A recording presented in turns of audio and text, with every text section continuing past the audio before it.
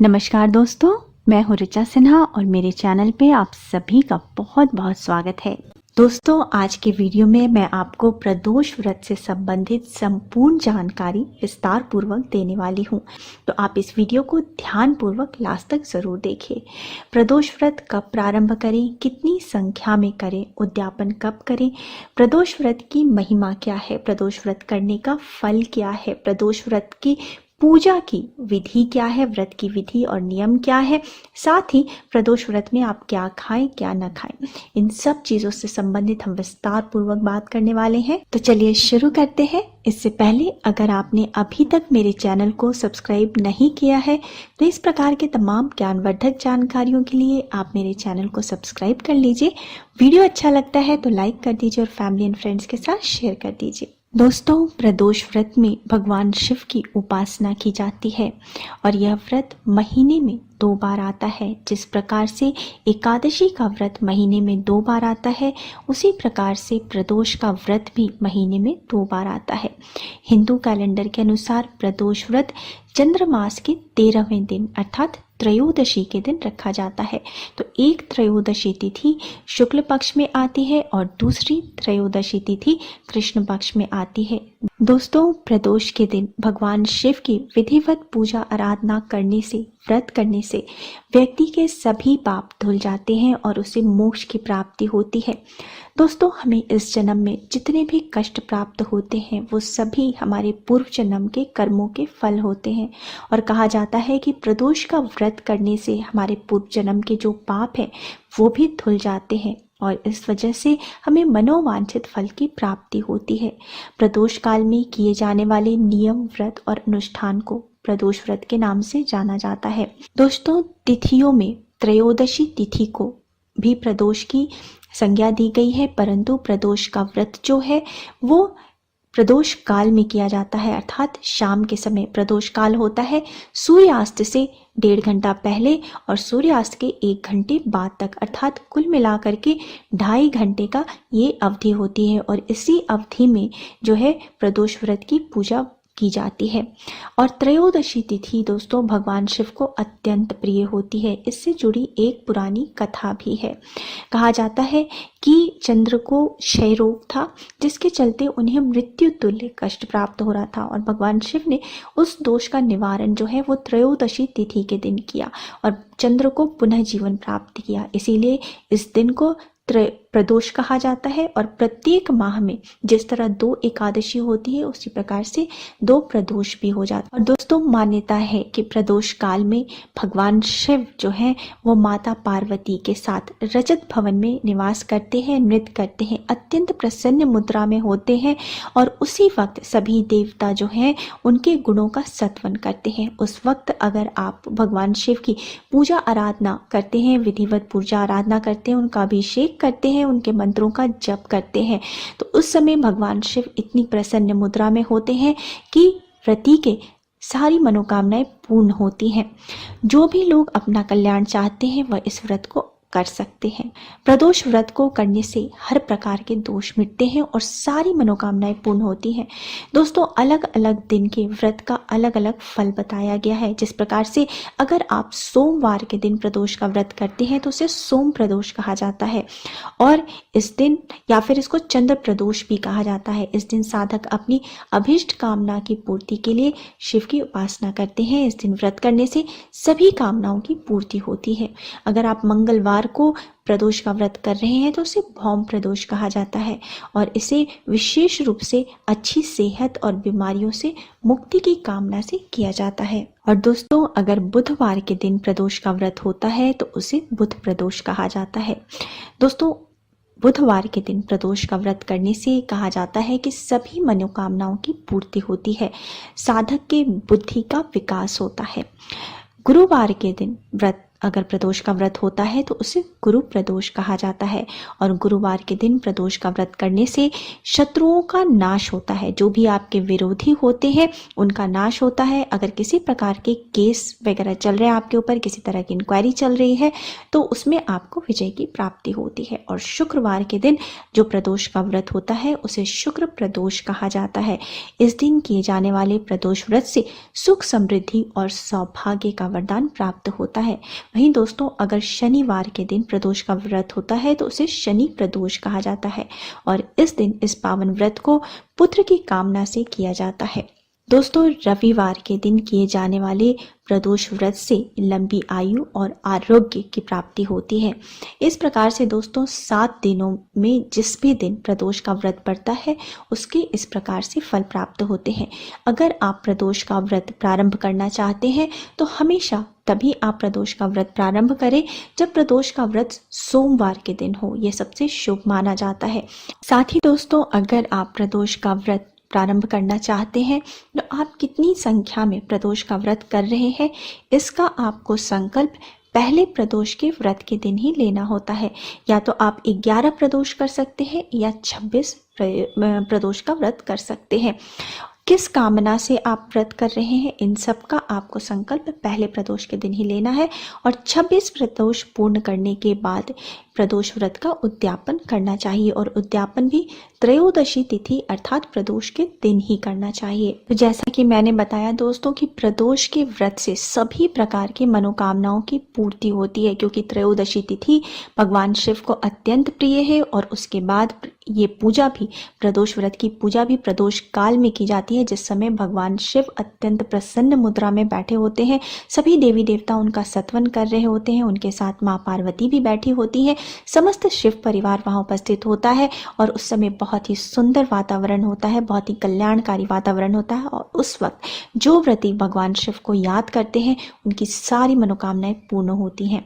तो दोस्तों, अगर आप वर्किंग है, आपको प्रदोष काल में टाइम नहीं मिलता है, तो आप यह व्रत सुबह भी कर सकते हैं, क्योंकि इस व्रत में सुबह भी पूजा करनी होती है और शाम को भी पूजा करनी होती है। तो अगर आपको शाम को समय नहीं है तो आप सुबह में भी इसकी पूजा करके ऑफिस जा सकते हैं। और प्रदोष काल में एक बार फिर बता देती हूँ कि सूर्यास्त के 1.5 घंटे पहले से लेकर के सूर्यास्त के 1 घंटे बाद तक होता है। 2.5 घंटे का यह समय है। इस बीच में आप अपनी पूजा प्रारंभ करें, संपन्न करें। अब दोस्तों, प्रदोष व्रत की पूजा की विधि और नियम जान लेते हैं। प्रदोष व्रत उस दिन करना चाहिए जिस दिन त्रयोदशी तिथि जो है वो द्वादशी तिथि से युक्त हो। उस दिन प्रदोष करने का सर्वोत्तम फल प्राप्त होता है। साथ ही जब भी आप कोई व्रत करते हैं तो वो सूर्योदय के साथ प्रारंभ होता है और दूसरे दिन सूर्योदय के साथ ही आपका व्रत जो है वो पूर्ण होता है। और दोस्तों, जिस भी दिन आपका प्रदोष का व्रत हो उस दिन सुबह सवेरे जल्दी उठे, नित्यकर्म से निवृत्त होकर के स्नान आदि करके स्वच्छ साफ वस्त्र धारण करें। अगर हो सके तो सफेद रंग के वस्त्र धारण करें। भगवान शिव को सफेद रंग अत्यंत प्रिय है। और जहाँ पे आपको पूजा करनी है उस स्थान को साफ कर ले। वहाँ पे एक चौकी रखे, उसके ऊपर एक साफ कपड़ा बिछाए और उसके ऊपर समस्त शिव परिवार का एक फोटो स्थापित कर ले। अगर आपके पास शिवलिंग है तो एक परात में शिवलिंग को भी स्थापित कर ले। ऐसा फोटो ले दोस्तों जिसमें कि भगवान शिव, माता पार्वती, भगवान गणेश, कार्तिकेय और नंदी भी हो। अगर आप जहाँ पे रोज पूजा करते हैं वहाँ पे शिव परिवार की फोटो है तो आप वहाँ पे भी पूजा कर सकते हैं। उस जगह को साफ कर लें और उसके बाद इस प्रकार से बैठें कि आपका मुख पूर्व दिशा की ओर हो। उसके बाद दोस्तों, भगवान शिव की आपको विधिवत पूजा करनी है, षोडशोपचार से पूजा करनी है। और जब भी हम कोई भी पूजा प्रारंभ करते हैं तो सबसे पहले भगवान गणेश की पूजा करते हैं। तो सबसे पहले आप हाथ जोड़ करके भगवान गणेश का ध्यान करें और उनसे प्रार्थना करें कि वो आपकी पूजा निर्विघ्न सफल हो, ऐसी आप पे कृपा करें और आपकी पूजा स्वीकार करें। और उसके बाद आप भगवान गणेश की विधिवत पूजा करें। उनसे भगवान गणेश की पूजा करने के बाद आपको भगवान शिव की, माता पार्वती की आपको षोडशोपचार से पूजा करनी है। इसके लिए सबसे पहले अपने मन को स्थिर करके हाथ जोड़ करके भगवान शिव और माता पार्वती का ध्यान करें। भगवान शिव और माता पार्वती से हाथ जोड़ करके प्रार्थना करें, आप उनको अपने घर में आमंत्रित करें, आपकी पूजा वो स्वीकार करें, ऐसी आप उनसे विनती करें। उसके बाद माता पार्वती और भगवान शिव आपके घर में पधार चुके हैं, आप ऐसी मन में भावना कीजिए और उनको बैठने के लिए एक पुष्प अर्पित कर दीजिए और उसके बाद आप उनकी षोडशोपचार से पूजा करें। उसके लिए सबसे पहले आप उनको स्नान कराएंगे। कटोरी में थोड़े से पंचामृत बना लीजिए, उसमें दूध, दही, घी, शक्कर और शहद मिला करके पंचामृत तैयार कर ले और उसके बाद आप उन्हें स्नान कराएं। अगर आपके पास शिवलिंग है तो आप उसमें स्नान करा सकते हैं, शिवलिंग को एक परात में रख के और स्नान कराएं। और अगर शिवलिंग नहीं है तो आप फोटो पे हल्के हल्के से छींटे दे करके आप स्नान करा सकते हैं और उसके बाद गंगा जल मिले हुए जल से आप स्नान कराएं और उसके बाद एक कपड़े से पोंछ दें और उसके बाद आप भगवान शिव का श्रृंगार करें। श्रृंगार करने के लिए भगवान शिव को हल्दी और सिंदूर अर्पित नहीं किया जाता है, तुलसी का पत्र अर्पित नहीं किया जाता है। इसके अलावा आप भगवान शिव को रोड़ी, चंदन अर्पित कर सकते हैं, फूल, बेलपत्र, शमी पत्र, भांग, धतूरा, ये सारी चीज़ें भगवान शिव की प्रिय हैं। ये सारी चीज़ें आप अर्पित करें। भगवान शिव को सफ़ेद रंग के पुष्प अत्यंत प्रिय हैं, सफ़ेद रंग के पुष्प अर्पित करें। अक्षत, सफ़ेद अक्षत अर्पित करें, अत्यंत शुभ माना जाता है। इसके साथ ही धूप दीप दिखाएं और जो भी आपने प्रसाद भगवान को अर्पित करने के लिए लिया है, सफ़ेद रंग का प्रसाद लें तो बहुत ही अच्छा है, वो आप भगवान को अर्पित करें। जो भी ऋतु फल है, उस मौसम में जो भी फल उपलब्ध है या केला, आप भगवान शिव को अर्पित कर सकते हैं। उसके बाद पान सुपारी अर्पित करें और भगवान की आरती करें और उसके बाद उनसे क्षमा प्रार्थना करें। उसके बाद ही जब आप पहला प्रदोष का व्रत कर रहे हैं तो उस दिन आपको संकल्प भी लेना होता है। हाथ में थोड़े से अक्षत, फूल, सुपारी और 1 रुपये का सिक्का लेकर के, थोड़ी सी गंगा जल लेकर के और आपको जो है वो संकल्प लेना है, अपनी मनोकामना कहनी है, कितने व्रत आप करेंगे ये सब कहना है और भगवान के सामने उस अक्षत को छोड़ देना है और आपकी पूजा सफल हो, आपकी मनोकामना पूर्ण हो, ऐसी आपको भगवान से प्रार्थना करनी है। इस प्रकार से पूजा करने के बाद आप भगवान शिव के मंत्रों का जप कर सकते हैं। अगर आपको महामृत्युंजय का मंत्र पता है तो कम से कम 1 माला आप महामृत्युंजय का मंत्र पढ़ें। अगर नहीं पता है तो सिर्फ ओम नमः शिवाय मंत्र का आप 1 माला या जितना अधिक आप चाहें 7 माला, 11 माला, 21 माला आप कर सकते हैं।